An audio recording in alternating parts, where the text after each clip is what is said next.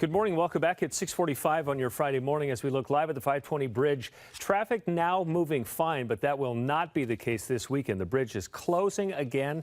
Also, with some lanes of Interstate 5, King 5's Amy Marino is live in Medina right now with all this bad news. It's going to be tough once again to drive around the Puget Sound area, right, Amy? It's going to be bad, Mark. I'm starting to feel like Groundhog Day every Friday. We have to warn you about how bad it could be this weekend. And unfortunately, as we've seen in past weekends, it usually lives up to the hype. Now, 520 is going to close down tonight at 11, and it's going to be closed all weekend. The Department of Transportation says they're trying to get 3 things done to try and maximize their work time. They're going to do the annual inspection of the bridge. They're going to do some ultrasonic testing where they're going to look for some flaws and cracks. And they're going to be doing some construction on the new bridge. Now, let's talk about I-5. Tonight, DOT says they're going to shut down 3 lanes of northbound I-5 at the West Seattle Bridge. That's tonight at 10. Now, further north, they're going to be working on the expansion joints on the Ship Canal Bridge. And you might remember at the beginning of this month, they had to do an emergency repair after one of the joints buckled, and they had to shut down lanes that caused huge traffic problems. Tomorrow, 2 of the lanes on the Ship Canal Bridge will be closed between 5 a.m. and 11 a.m. And then that closure is going to shift to 1 lane until 4 p.m. tomorrow. That's on the Ship Canal Bridge. While DOT says this work might seem inconvenient, the good news is they've reached an important milestone and they're close to finishing. We've been in the process of replacing 33 expansion joints, and we're about to do the last half of the last 6 joints. So once we get this weekend done, we should be done with those around-the-clock weekend closures. So that is some good news. Hopefully, maybe not these same closures on future weekends. Once again, DOT is warning drivers. It's going to be really busy. We've got that Pride Parade. There's a Cher concert. And of course, the Mariners are at home this weekend. So if you do plan to head out, check road conditions and consider maybe an alternate route. We're live in Medina. Amy Marino, King 5 News. Thank you, Amy. 6:47, the time right now. Okay, on Monday, we should know who is going to be compensated for General Motors ignition switch recall and how much they're going to receive. GM's consultant devised similar plans for victims of the 9/11 terrorist attacks, also the Virginia Tech massacre. GM has linked the ignition issue to 13 deaths, 54 crashes, but industry experts believe the real number is much higher. 6:47, let's go to Wall Street. Not a lot of motion for the 30 companies in the Dow, down a little bit over yesterday. The Dow right now at 16,825. This is a really interesting story. Scientists have made a rare discovery. They have found a new species of mammal. That's what we need, a new rat. It's a small rodent-like little creature. Experts say it's in common with really more of an elephant than with a mice, but to me it looks like a rat. Its official name is the Macroscelotes micus. At first glance, it really does kind of look like a rat, right? Long tail, small furry body. The world may never have actually known about it if a researcher hadn't actually stumbled over this during a walk through the African desert.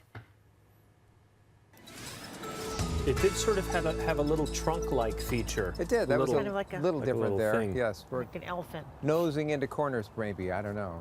That looks like a rat to me. Maybe to keep its nose up above the water. I was going to say, you don't really need it that much. A good portion of the area had a lot of clouds, not a lot of rain this morning. A front's trying to push its way in, but it's dissipating as it moves inland, having some trouble moving that rain far inland. It's been pretty wet out along the coastal beaches and over southwestern Washington. You see right there on the Doppler radar. But as those bands have been working their way into Puget Sound, combination of the front weakening as it moves inland and some rain shadowing, making it hard for it to get that rain much north of Seattle until you get up there around Everett area and get up to the north of the Olympics. You can see that next band trying to work its way in right now. A few areas around Tacoma and over there on the Kitsap. And so we'll continue to see these little bands move through for the next couple of hours. And then as we head towards later this morning and this afternoon, we'll settle into a pattern of scattered showers mixed in with some breaks on through the afternoon and really through the first half of the weekend. There at Anacortes Middle School, kind of a gray morning, but only an occasional drop coming down there. Up at Crystal Mountain, they open for daily operations for the sightseeing gondola starting tomorrow, and you can see the snow definitely melting away there in Green Valley, but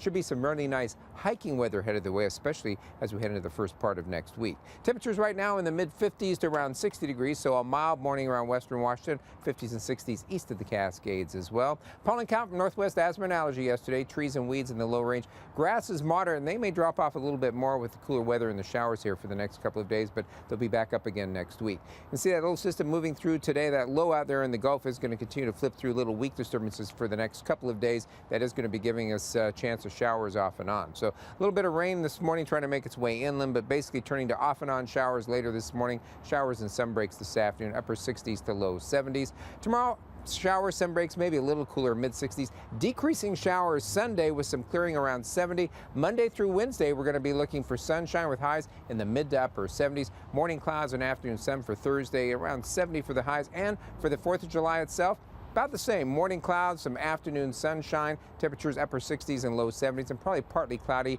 and low to mid 60s for the fireworks at 10 o'clock on Friday night. Of course, we'll fine-tune that as we get a little bit closer to it. Let's get a check on traffic this morning as we gear up for another nasty weekend out there. How are we doing on this Friday morning?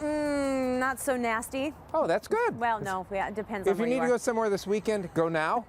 Yeah, if you need to go, well, let's keep in mind, a lot of people are traveling over the mountain passes to go to Spokane. It's Hoop Fest weekend in Spokane, too, so mountain pass driving will be a little challenging this weekend as well. Now, let's talk about this crash.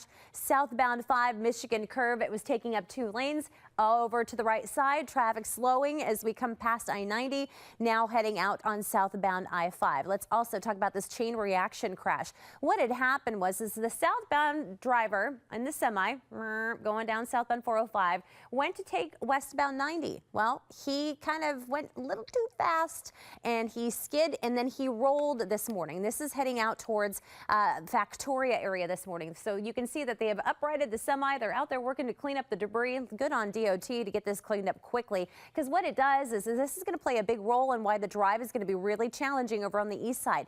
This is a chain reaction crash. This impacts not only on 405 but I-90 drivers as well. Kind of showing you the bigger picture. Backup starting on northbound 405 from after the Benson Highway this morning.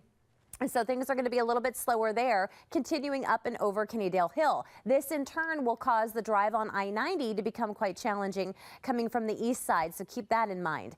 Closure of the 520 floating bridge Montlake to 405 starts at 11 o'clock tonight. It goes until 5 a.m. on Monday. Closure of 3, yes, count them, 3 left lanes of northbound 5 at the west to Seattle Bridge will shut down tonight at 10 till 5 a.m. on Monday morning. Airport Way South or northbound 99.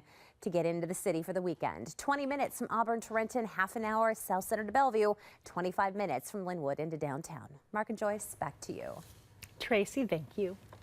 The world's tallest water slide hits yet another snag. One drop is awfully steep. Next, what's behind the latest delay and when daredevils can expect to take the drop?